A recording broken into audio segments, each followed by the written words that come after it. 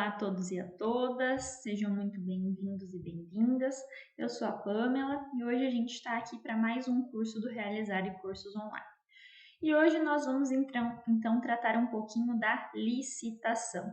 O que é a licitação? Quais são os princípios que regem a licitação? Como funciona o procedimento licitatório?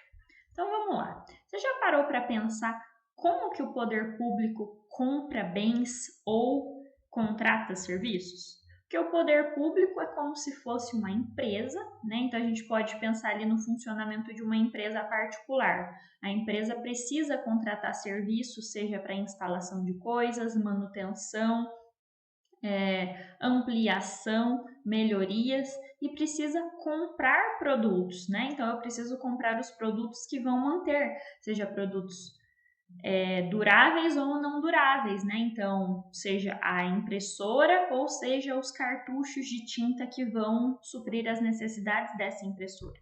E é uma demanda contínua, né? Porque são produtos utilizáveis, a mesma coisa as manutenções, né? Além das manutenções reparativas, nós temos as manutenções preventivas.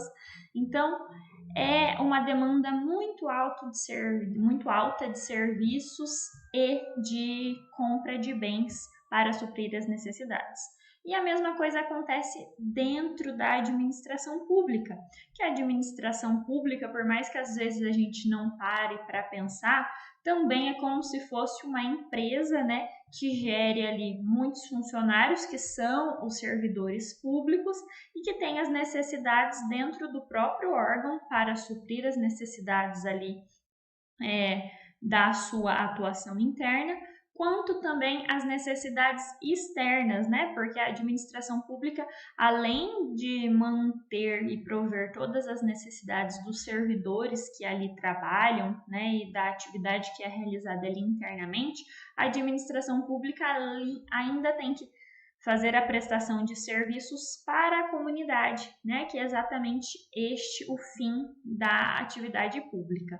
Então, quando a administração pública precisa comprar um produto ou contratar um serviço, ela deve fazer isso por meio de um processo de licitação.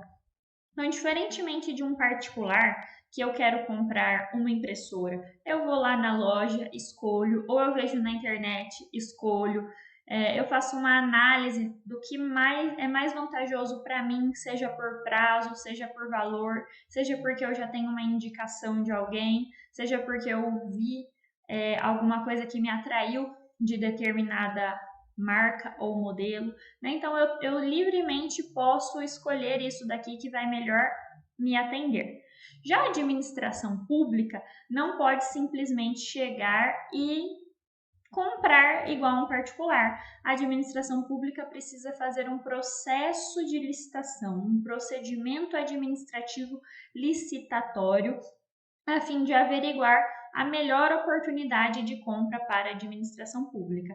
E por que que isso acontece? Porque a gente tem que lembrar que um dos princípios que regem a administração pública é o princípio da indisponibilidade do interesse público.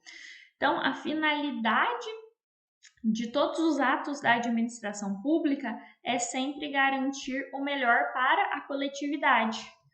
Ou seja, o processo de licitação, ele visa garantir que essa compra de bens ou de serviços, ela seja o mais transparente possível e que ela sirva efetivamente para garantir os interesses do coletivo e não para privilegiar, né, ou beneficiar algum particular, tá certo? Então, o procedimento de licitação, ele busca evitar que tenham fraudes e conluios na ocasião em que a administração pública vai fazer a compra de bens ou contratação de serviços, certo? Lembrando que a administração pública tem que observar o procedimento de licitação, seja quando vai fazer a compra de um objeto interno para suprir as necessidades internas da administração. Então vamos pensar aqui, está faltando computador para os servidores públicos trabalharem. Preciso de um processo de licitação para a compra de computadores.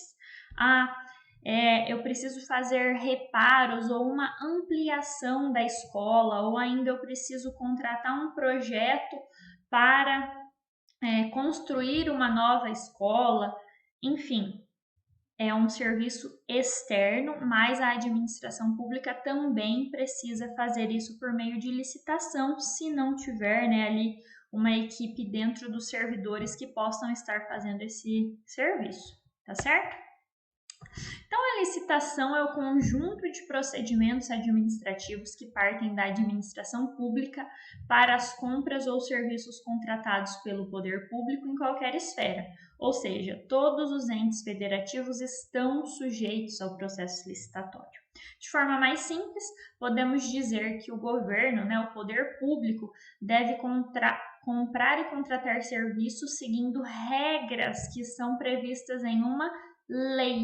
Né? Então, o procedimento de licitação é um processo formal em que deve ser respeitada a competição entre os interessados no fornecimento de bens e serviços para a administração pública. Isso significa que qualquer pessoa, qualquer particular, seja pessoa física ou pessoa jurídica, que tenha interesse em estar prestando serviços ou fazendo a venda, né, de bens ou produtos para a administração pública, pode participar de um certame licitatório, desde que sejam observados os requisitos do edital, conforme nós vamos ver depois. Mas, a princípio, não tem nenhum impedimento para qualquer pessoa que queira contratar com a administração pública. A licitação, cada licitação, né, cada processo licitatório vai ser regido por um respectivo edital. O edital é um documento muito importante porque é o edital que vai ditar as regras que serão observadas nesse procedimento licitatório. Por isso que eu comentei alguns instantes atrás que qualquer pessoa pode participar de um processo licitatório, desde que observe os requisitos que estão constantes no edital. Como a gente vai ver mais à frente também, esse edital é um instrumento muito importante e eu tenho regras também para a elaboração do edital por parte da administração pública, né? Então, o edital ele deve ser um documento bem completo, e neste edital eu vou ter todas as necessidades da administração pública, todas as condições e os requisitos. Só que tem um detalhe aqui, o meu edital ele não pode ter requisitos abusivos, né, impertinentes, e eu também não posso ter no edital cláusulas que indiretamente direcionem ou restringam a concorrência de forma não justificada, né? Justamente para evitar que eu tenha fraude ou privilégios direcionados, né, dentro de um processo de licitação. Inclusive, é justamente por isso também que, quando a administração pública faz a publicação deste edital, né, que é feito de forma online e também pode ser feito mediante disponibilização física no órgão, né, ou em jornais, apesar de que hoje, como a regra, né, são os procedimentos totalmente eletrônicos, o mais comum mesmo é que seja feita a disponibilização online, tá? Mas os interessados podem, inclusive, olhar o edital e ver, puxa, isso daqui tá estranho, ou isso daqui tá confuso, tá omisso, tá contraditório, e eu, interessada em participar, posso ir lá e pedir esclarecimentos contra esse edital que foi publicado, ou até mesmo impugnar esse edital se eu verificar que tem alguma coisa que está meio esquisita, tá certo? E qual que é o objetivo da licitação? Primeiro, é selecionar a proposta mais vantajosa para a administração pública, né? Mas para isso eu preciso respeitar o quê? A transparência, a igualdade de condições e a competitividade, tá certo? Então, eu não posso ter uma restrição injustificada para a participação em um certame licitatório. Outro objetivo da licitação é maximizar o bom uso dos recursos públicos, né? Evitando, então, desperdícios e corrupção, fraude, igual nós já comentamos. E também a gente vai relembrar aqui que a licitação, por ser um procedimento administrativo, ela é regida pelos princípios que regem a administração pública, que é o famoso macetinho, né, do LIMP. Então, eu tenho a legalidade, impessoalidade, moralidade, publicidade e eficiência em todos os atos administrativos do processo licitatório, tá?